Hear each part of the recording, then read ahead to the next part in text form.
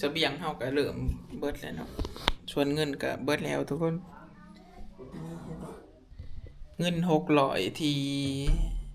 สิใช้ในการใช้เงินจนถึงสิ้นเดือนก็เบิดแล้วเนาะก็บ่เหลือแล้วนี่เหลือแค่เหรียญบ่เกิน60บาทนะทุกคนบ่เกิน60บาทก็เลยต้องใช้ชีวิตด้วยกับข้าวที่เหลือในตู้เนาะ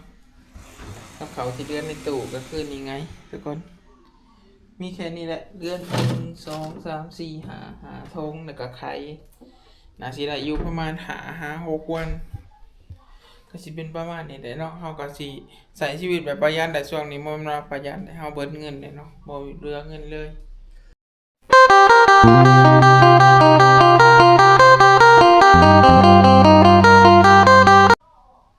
สวัสดีครับทุกคนสวัสดีเช้าวันอังคารนะครับวันนี้ก็จะเริ่มต้นไปทำงานกันเลยนะครับวันนี้ก็สิเริ่มต้นไปเฮ็ดงานกันเลยทุกคนวันนี้ก็ได้กับข้าวไปก็คือนี่บ่สิเป็นผักกาดขาวแล้วก็นี่เฮ็ดเจียมทองที่เฮากินโจกิเมื่อคืนนี้บ่เบิดนะแล้วก็สิเป็นหมูเนาะหมูจะมีประมาณนี้แหละทุกคนจะมีประมาณนี้ส่วนกับเขาที่เสบียงเฮาก็เริ่มเบิดแล้วเนาะส่วนเงินก็เบิดแล้วทุกคนเงิน600ที่สิใช้ในการใช้เงินจนถึงสิ้นเดือนก็เบิดแล้วเนาะก็บ่เหลือแล้วนี่เหลือแค่เหรียญบ่เกิน60บาทนะทุกคนบ่เกิน60บาทก็เลยต้องใช้ชีวิตด้วยกับข้าวที่เหลือในตู้เนาะกับข้าวที่เหลือในตู้ก็คือนี่ไงทุกคนมีแค่นี้แหละเดือน1 2 3 4 5ธงแล้วก็ไข่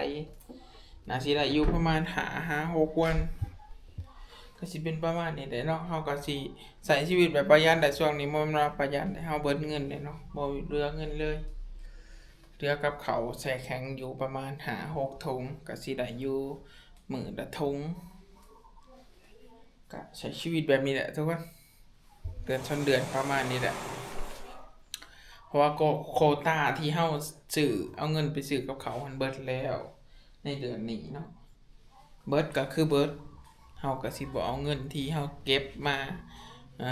มาใช้เนาะทุกคนเพราะว่าการที่เฮาบ่มีวินัยหรือว่าเอาเงินที่เก็บออกมาใช้มันเป็นการที่เสียวินัยเนาะแล้วเฮาก็สิบ่เฮ็ดแนวนั้นเฮาก็สิบ่เอาเงินตัวนั้นมาใช้เฮาก็สิกินเท่าที่เฮามีเนาะก็สิเป็นประมาณนี้แหละการใช้ชีวิตของเฮาถ้าเฮาเฮ็ดบ่ได้ถ้าเฮาบ่ควบคุมเงินบ่ได้เฮาก็บ่ต้องใช้เงินที่เฮาคิดว่า600สิฮอดเดือนฮอดสิ้นเดือนเนาะเพราะว่าอีก10มื้อนะตอนนั้นช่วงนั้นเนาะมันเบิดก่อนนะช่วงนี้วันนี้ก็เป็นวันที่26เด้อเหลืออีก5มื้อน่าสิรอดได้ทุกคนน่าสิรอดได้ตามที่ขาดเราไว้เฮาก็เดือนการไปซื้อของกินบ่อิหยังเฮาก็ตัดออกเลยเนื่องจากว่าเฮาบ่มีเงินเลยเนาะเฮาก็สิมาเอาชีวิตรอดโดยการกินของกินเสบียงที่เหลือในตู้เนาะสิกินแค่นั้นแหละก็ต้องรอดแหละเนื่องจากว่าข้าวก็สามารถไปหุงกินอยู่หาได้เนาะแต่เรื่องนี้เฮาก็บ่ค่อยห่วงปานใดสมัยก่อนเฮ็ดงานอยู่เมืองทองเนาะเฮ็ดงานอยู่เมืองทองก็คือกินอยู่ตัวเองบ่สามารถไปเฮ็ดอาหารกินในห้านได้แล้วก็บ่สามารถเอ่อหุงข้าวกินในห้านได้เนาะต้องกินเองทุกอย่างตอนนั้นช่วงนั้นเหลือเงิน300ต้องใช้ชีวิต15มื้อทุกคนรู้ว่าเฮากินหยังกินแค่ผักซื้อผักกาดอย่างละ10บาทนะกำละ10บาทเอาไปผัด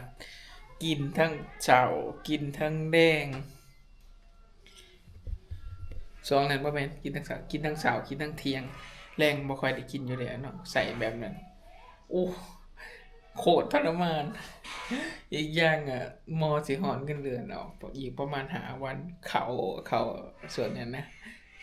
เขาสารเบิดโอ้โหคิดหนักเลยวะเงินกับเบิดช่วงนั้นคิดหนักเลยแบบโคตรลำบากดีนะช่วงมาเห็นงานใหม่ๆช่วงมาเห็นงานใหม่ๆตอนนั้นก็อยู่คนเดียวนะตอนนั้นยังไม่ทันมีแฟนโคตรลำบากเลยไม่มีเงินกินข้าวเลยข้าวหนึ่งก็ไปยืมเงินเพื่อนร่วมงานประมาณ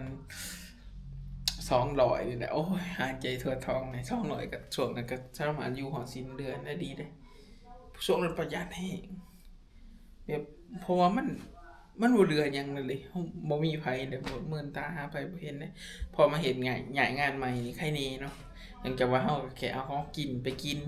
ส่วนข้าวส่วนเครื่องปรุงอิหยังสามารถเอาในห้านได้เนาะเจ้านายบ่ได้ว่าเนาะเจ้านายเพิ่นก็ใจดีเนาะเพิ่นบ่ได้ว่าไม่ได้ให้กินให้อยากเพิ่นก็ให้เฮ็ดเนาะเพิ่นบ่ได้ห้ามเนาะอันนี้ก็สิเป็นเล่าเรื่องประวัติที่เคยเจอมาให้ทุกคนฟังเนาะ การใช้ชีวิตของเขาก็สิลำบากทากจำขนาดนะบัดพอมีเมียมาพอมีเมียมาก็ชีวิตก็ดีขึ้นเมียซอยควบคุมการใช้เงินเนาะประเดือนนี้ใช้เท่าไรแบบว่าเมียอันนี้เมียจัดการให้เองเบิดเมียข้อยเป็นคนที่วางแผนได้ดีแล้วก็ประหยัดเงินเก่งเนาะก็ได้วินัยจากเขามาบัดพอเข้ากลับบ้านเขาก็ต้องจัดการเขาก็ต้องสืบทอดวินัยที่เขาสอนเขามานะสืบทอดโดยตนเองอ่ะมาเบิ่งว่าสิรอดบ่ทุกคนช่วยติดตามมาได้เลยว่าเมียบ่อยู่เด้ยังสิกลับมาบ่มีเงินกินข้าวคือเก่าบ่เนาะทุกคนอ่ะติดตามแหน่ทุกคนอ่ะตอนนี้ก็สิเดินทางไปเฮ็ดงานกันเนาะช่วงนี้ก็9 โมงกว่าแล้วไปเดินทางไปเฮ็ดงานกันเลยทุกคนหลังจากที่เตรียมของเรียบร้อยแล้วเฮาก็สิมากินข้าวกันเด้อนะทุกคนเนาะมื้อนี้ก็เป็นผักรวมก็คือผัก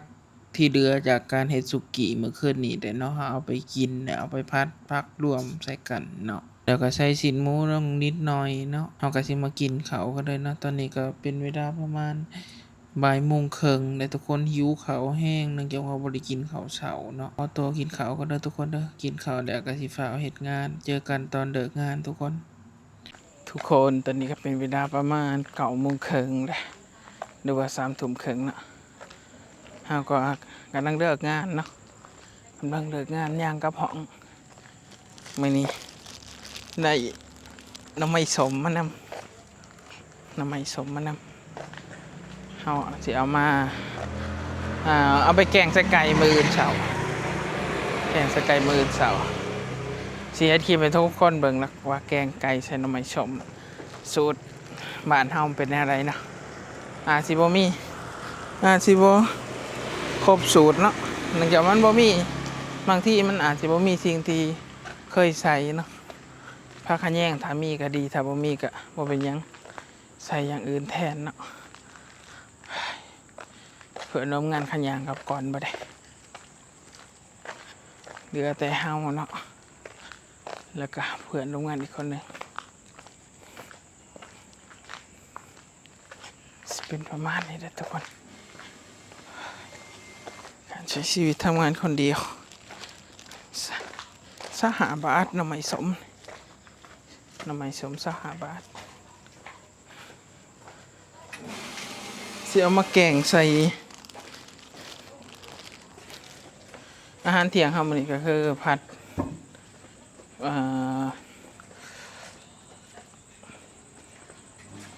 เห็ดเข็มทองใส่หมูเนาะแล้วก็ใส่ประกาศขาวนิดนึงเห็ดเข็มทองที่เหลือเมื่อคืนนี้ที่เฮ็ดสุกี้กินเด้อทุกคนก็เลยเอามาผัดใส่หมูแล้วก็ใส่พริกไปซื้อพริก5 บาทเอามาผัดพริกกับพริกเข้าใส่ถุงเพราะมันเหี่ยวเด้อก็ได้ไปซื้อมา5 บาทเอามาผัดเอานะทุกคนก็ได้เอาไปมื้อนี้ก็เบิดเงินประมาณ60 บาท70 บาทนี่แหละทุกคนเบิด70 บาทนี่แหละทุกคนตอนนี้ก็มาหอนห้องเรียบร้อยแต่เข้าห้องเรียบร้อยเลยเนาะตอนนี้ก็ หลังจากที่กลับจากเฮ็ดงานแล้วก็สิอาบน้ำเนาะอาบน้ำเดี๋ยวพักผ่อนแล้วก็สิมาตัดคลิปเนาะทุกคนการใช้ชีวิตของเฮาก็สิประมาณนี้แหละทุกคนสำหรับคลิปนี้ก็จบเพียงเท่านี้เนาะฝากทุกคนกดไลค์กดแชร์กดติดตามให้เด้อฝากทุกคนมาคลิปนี้ก็กดไลค์กดแชร์ได้เลยทุกคนเด้อสำหรับคลิปนี้ลาไปก่อนสวัสดีครับบ๊ายบาย